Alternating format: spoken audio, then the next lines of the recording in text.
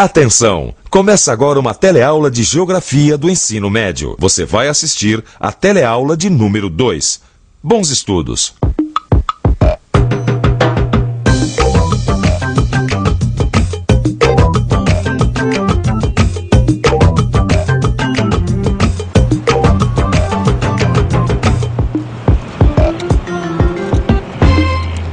Que vista, hein?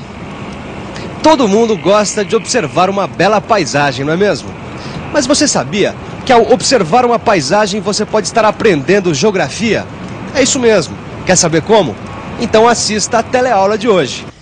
Você vai ficar sabendo qual é a noção de paisagem, a importância da observação e da descrição da paisagem, as diferentes combinações de formas e aspectos das paisagens, como o estudo das diversas paisagens aumenta o nosso conhecimento da geografia e várias técnicas de observação da paisagem.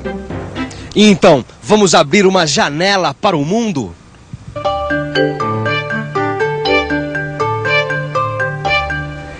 Você já prestou atenção na paisagem que você vê da sua janela? Para começar, vamos entender a diferença entre paisagem e paisagismo.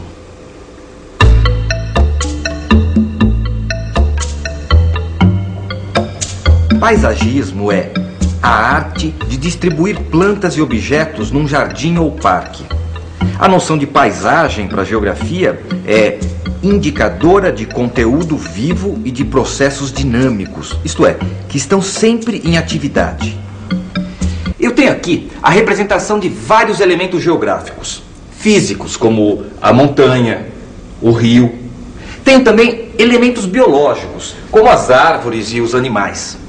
Tenho ainda elementos humanos, como os bonecos. E tenho também produtos da atividade humana, como os prédios e o trem.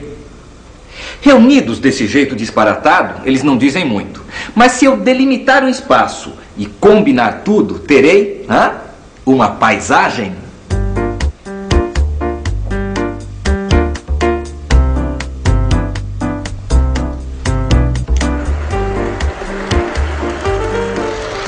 Interpretar uma paisagem como essa para a geografia é buscar uma explicação científica de como as formas que nós estamos observando aqui são o resultado visível de uma combinação de processos físicos, como as montanhas, os rios, biológicos, como as árvores, os animais, e humanos, como o trem que circula por aqui.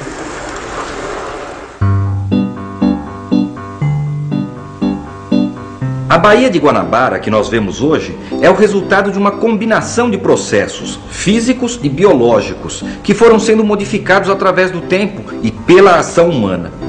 Cada modificação de um desses elementos provocou uma reação dos outros. Portanto, a paisagem evolui continuamente. A observação e a descrição da paisagem é o ponto de partida para desvendar os segredos das relações entre sociedade e a natureza.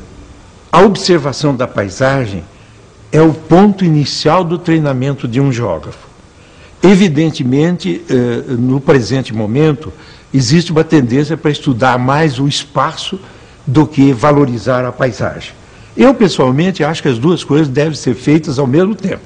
Observar a paisagem, estudar a projeção da sociedade sobre o espaço e tentar interpretar as razões da organização humana sobre a herança da organização natural dos terrenos e da vida vegetal, animal e, sobretudo, do trabalho humano sobre essas heranças.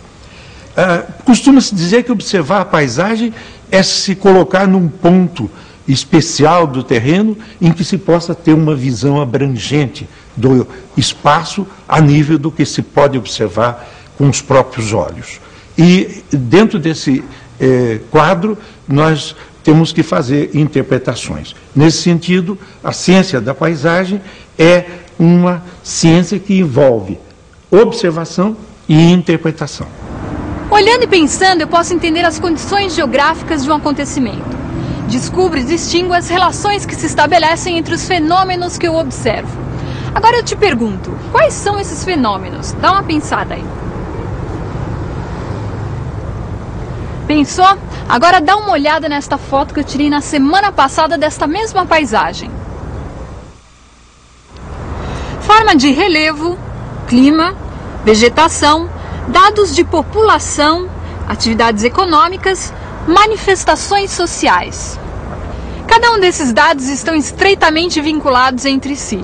Isso não acontece só onde eu estou agora não, mas em cada ponto da superfície terrestre. As condições de vida são resultado da maior ou menor ação da sociedade sobre os processos naturais. A combinação é que varia. As paisagens são produtos das mais diversas combinações de fenômenos, mas entre os fenômenos também existe a diversidade. O relevo, que pode ir de barrancos a planaltos imensos ou cordilheiras. Por outro lado, são as condições climáticas que determinam as características da vegetação e do solo, e também os agentes de erosão que modelam o relevo. E assim se criam as diferentes paisagens naturais, que são resultados das interações entre clima, solo, vegetação e relevo.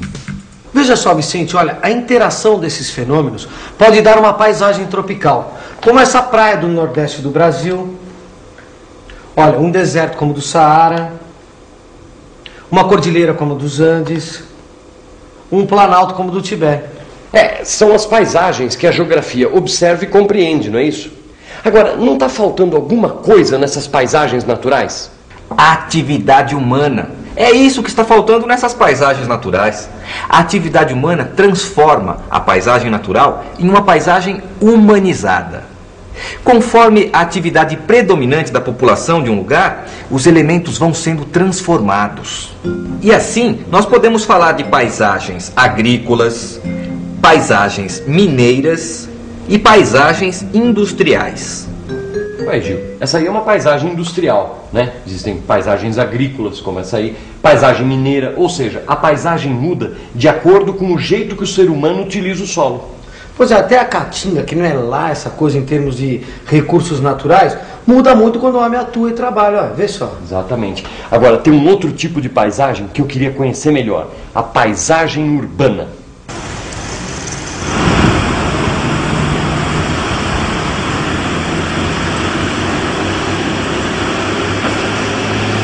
A cidade é uma espécie de museu vivo da história do trabalho e das técnicas desenvolvidas pela sociedade. O trabalho humano se incorpora ao espaço onde vivemos, e esse espaço está em constante transformação. Casas antigas e modernas, ruas com grandes prédios comerciais ou pequenas vilas, praças e monumentos. Nós podemos comparar paisagens a fotografias, que refletem as combinações entre os processos naturais e culturais que ocorrem em cada lugar. Se nós compararmos duas paisagens urbanas, a de um bairro pobre com um bairro rico, na mesma cidade, nós vemos que o bairro pobre reflete as desigualdades sociais na apropriação da renda, nas ruas sem calçamento, no esgoto a céu aberto, nas praças abandonadas, o que não acontece no bairro rico.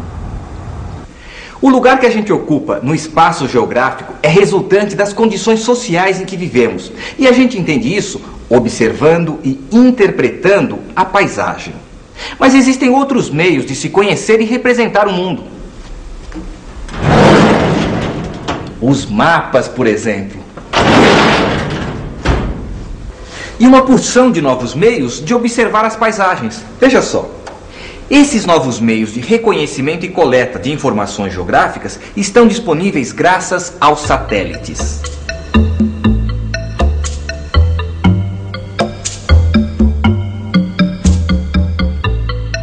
Satélite como a Lua? Não, nós estamos falando de outro tipo de satélite. Satélite artificial, olha aí. Esse tipo de satélite, ele fotografa o corpo celeste e depois envia as fotografias para os laboratórios da Terra. Os nossos olhos são sensores. Eles localizam o que queremos observar.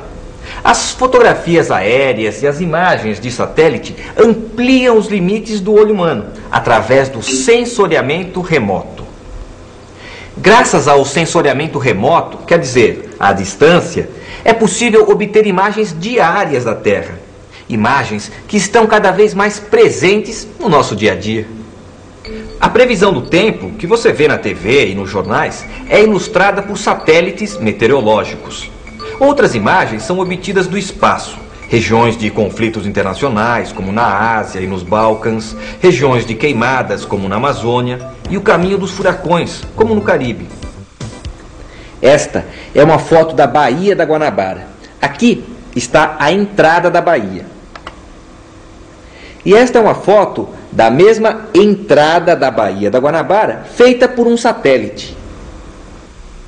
Olha aí o satélite, Vicente, olha. Ele não para nunca de fotografar a Terra e enviar essas fotos para nós aqui embaixo. Agora, é uma quantidade de informações enorme que chega todo dia aqui, não é não? Pois é, mas qual é a importância, qual é a utilidade de tanta foto? Pois é. Do ponto de vista técnico-científico, as imagens de satélite têm um grau de precisão muito grande. Elas constituem uma técnica fundamental e eficaz para a avaliação dos recursos terrestres. Por isso, os registros de sensoriamento remoto, junto com as fotografias aéreas convencionais, são indispensáveis para os estudos geográficos, ajudando a fazer o levantamento dos recursos naturais e ambientais. Essas imagens fornecem dados e ajudam a estudar e planejar o uso da Terra. Mostram as florestas, as cidades, os oceanos. Permitem, com ganho de tempo, identificar, delimitar e descrever vários aspectos do espaço geográfico.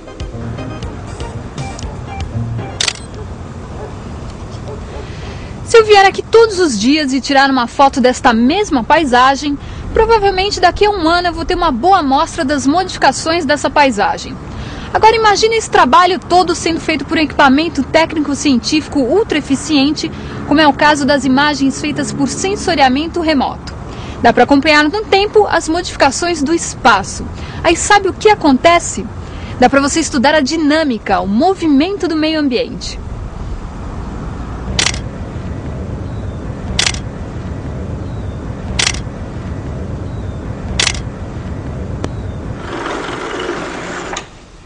No começo dessa teleaula, nós vimos que cada uma das partes que compõem a paisagem se modifica o tempo todo, interferindo nas outras. Essa dinâmica própria é responsável pela fisiologia da paisagem.